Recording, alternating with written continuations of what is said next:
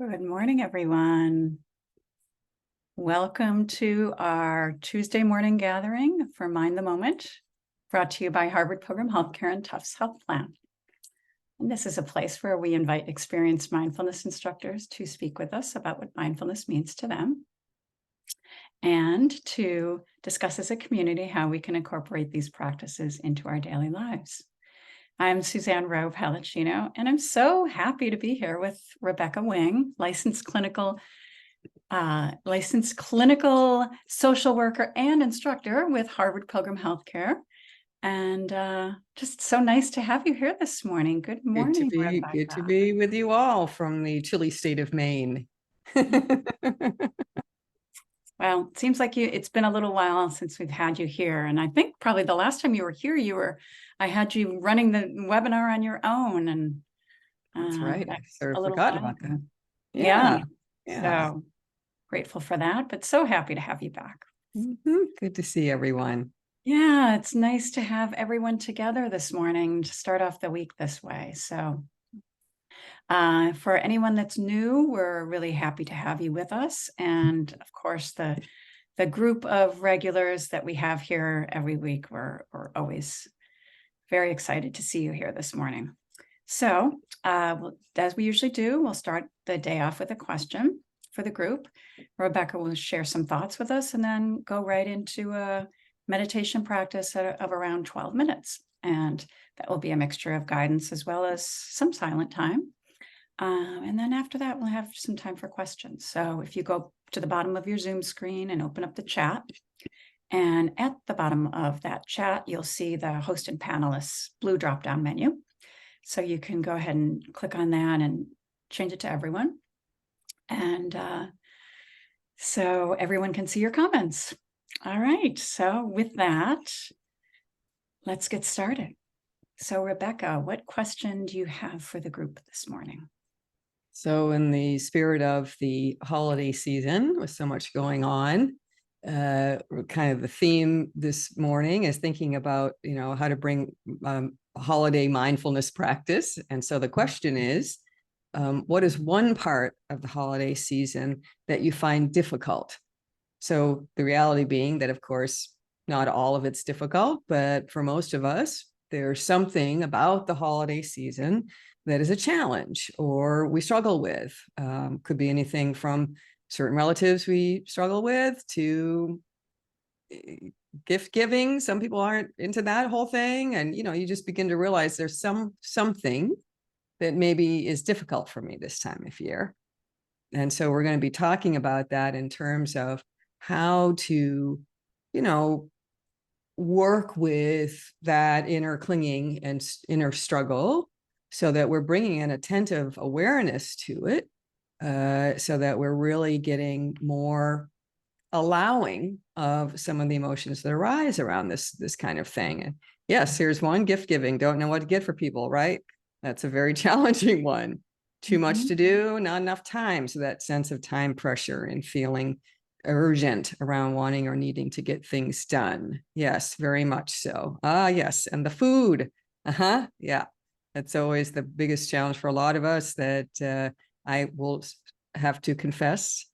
I have thrown away Christmas cookies that I have been gifted before because at one point I was teaching piano to children and I got so many that I just couldn't possibly eat them all. So don't feel bad if you sometimes realize you're not going to be able to do that. And yes, preparing for the home, the decoration, right? All of the things that we need to do with that. And yes, setting boundaries with family for sure. Yeah. And so a big part of mindfulness is that aspect of recognizing, when we get into a state of clinging, we sort of get attached to a way of thinking about the way we think things should be. And a lot of this has to do in mindfulness practice of realizing, am I adding actual more difficulty to the difficulty by the state of mind? So that I'm really acknowledging that there's a way to work with my conscious attention about how and what I'm relating to around this challenging part for me. So that for me as a mental health provider, we work so much around the recognition that there are certain things that we have to accept and acknowledge that are happening because they're happening. And there are other things that we do because we have some control over them that we can decide to do differently if it's not working for us. And so, yes, and Teresa, it's a very good point. Around the holidays, frequently we have a loss. Someone has passed over the last year, and now they're not here. How do I work with the family and be in the family in the presence of that as well? Just did a long 1-hour presentation with on grief for a Harvard Pilgrim. You can probably go to the website and find that. So what we're going to do in the process of the meditation is I'm going to do just a little contemplative work around that, of acknowledging, recognizing, and being with some of the emotional state that's arriving, that's difficult around the holiday season. Mm-hmm. Yeah. Yeah. Very good timing. Sounds Yeah. good. Yeah. I would say that for myself, the beginning of the month of December, it's the shortening days. So I really acknowledge and celebrate solstice. It's very important to me because I recognize the phase of the sun and the movement and the shortened days. And so I have to go through this process of accepting. Yes, it gets dark around 4 o'clock here in Maine, and the sun doesn't rise until a little bit before 8. And how and what way do I work with, my resistance to the fact that this is the way the sun works around this time of year? So these are important aspects of state of mind and relating to the state of mind versus pushing or resisting or clinging to the way we want things to be, even though they aren't. Yeah, such an important practice. So Yeah. So why don't we sit? We're going to do some settling in, and then I'll just guide you through a little reflective contemplation towards the end of the practice. So let's go ahead and get settled in this morning. Find a way to sit as upright as you can. And think of meditating posture as sitting with dignity, bringing your best self to your practice in your posture.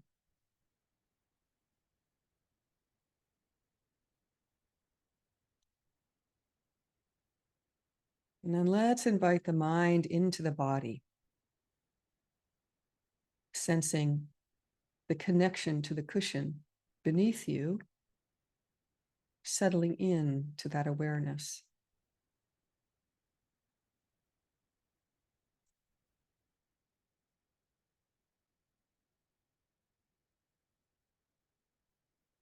Notice the connection of your feet with the floor, grounding the attention in your connection to the floor.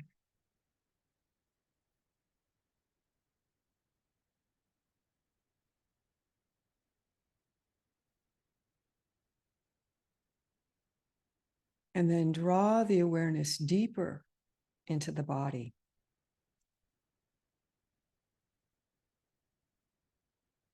Notice any sensations with curious, attentive awareness.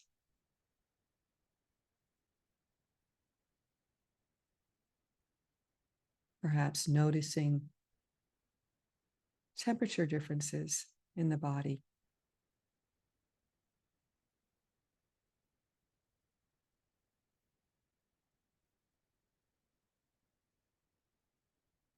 A sense of the muscles, those that are contracted or those that are released.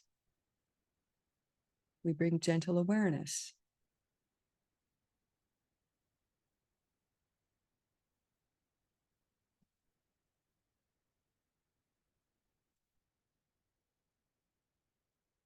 And there's the flow of circulation in the body. If you get really attentive, you can sense the flow as the heartbeat moves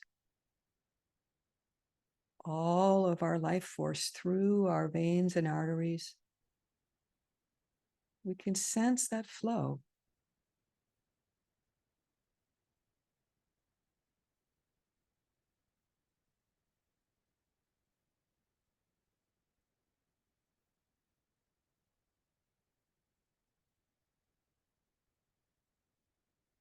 And then dropping into the breath,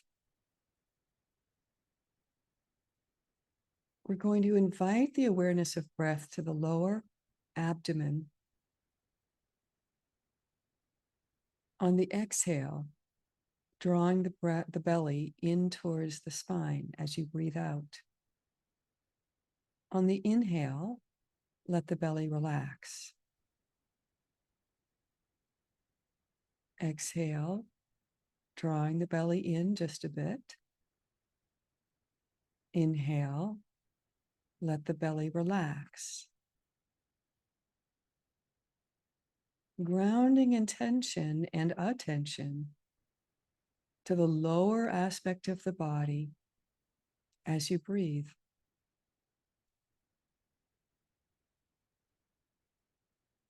Exhale, a soft drawing in of the belly towards the spine. Inhale, letting the belly relax.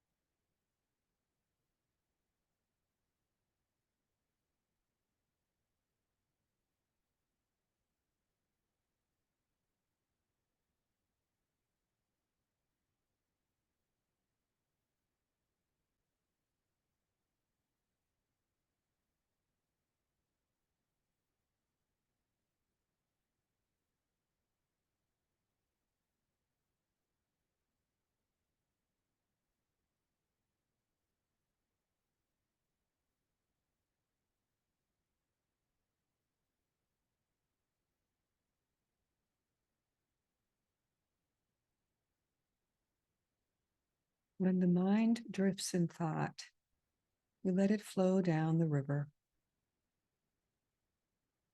Staying on the banks of the river, grounded in our body, in our breath, we return to this moment as we breathe.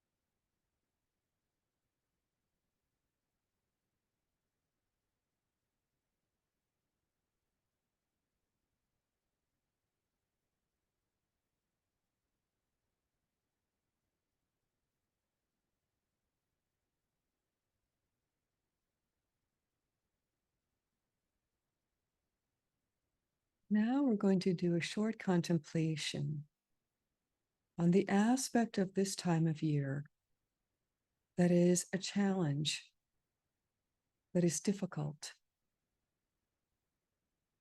See if you can bring to mind a scenario that represents this challenge during the holidays.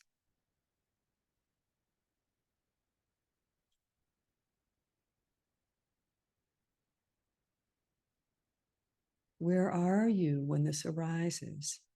Are you alone or with others? Just play out the scene.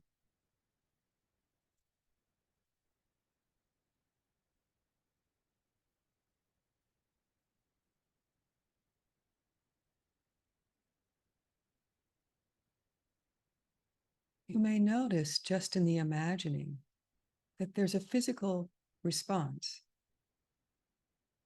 So notice that. Any tightness or contraction.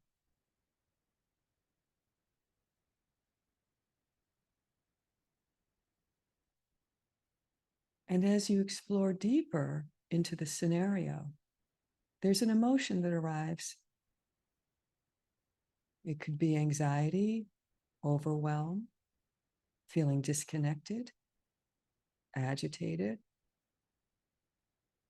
So name what is the emotion that comes with this challenging part of the holidays.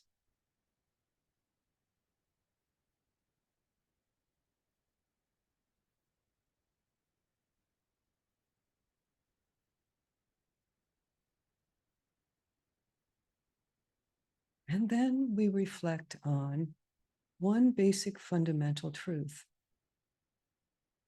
What aspect of this difficulty is something that I want to work on accepting? Because in fact, it is a part of this time of year. What would help me move into a state of acceptance around this particular aspect?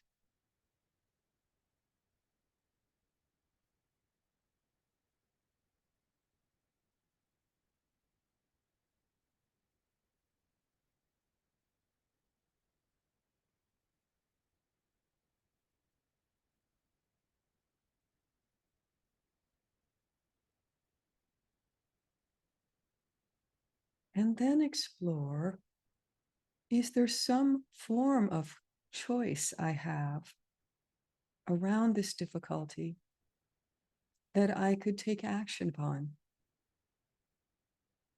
Some aspect of control that I recognize, thinking it through, that I might be able to take action to help work with the difficulty in a more active way.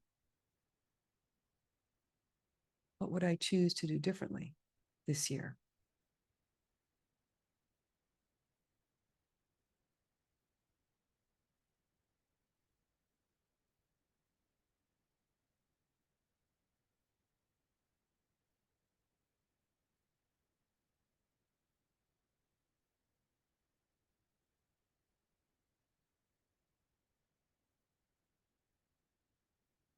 And so we hold and acknowledge these two aspects of acceptance and engaging in choice.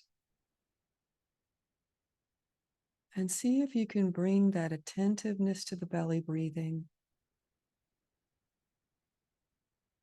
Drop back into that breath. Holding the state of acceptance and the ability to choose as you breathe.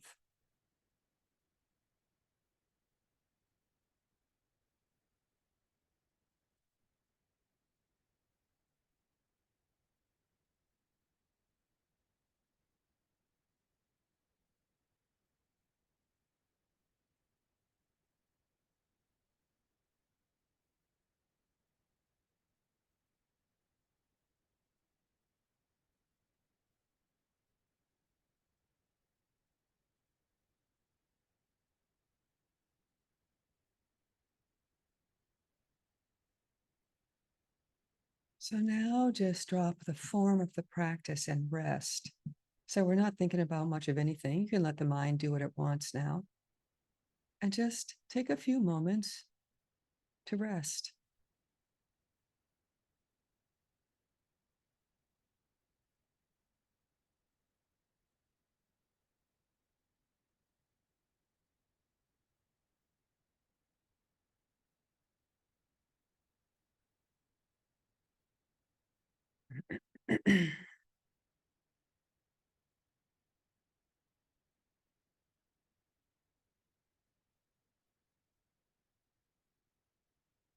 So as we end the practice, take your time. It's helpful to draw a deeper breath back into the body.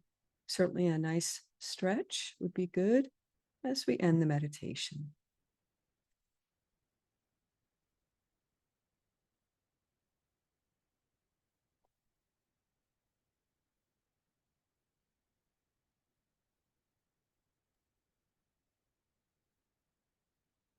Thank you so much, Rebecca. Welcome. So that's a form of contemplative practice. I think a lot of times we can help ourselves by recognizing that in meditation we can give ourselves some time to contemplate an issue that we're struggling with in a more broader, accepting, and embodied way. And so that aspect of acceptance, of course, there's some things we have to accept because that's the way they are. And then this aspect of choice, like where is it and how is it and what way I can make choices around the situation, can be a really good two aspects of contemplation and meditation.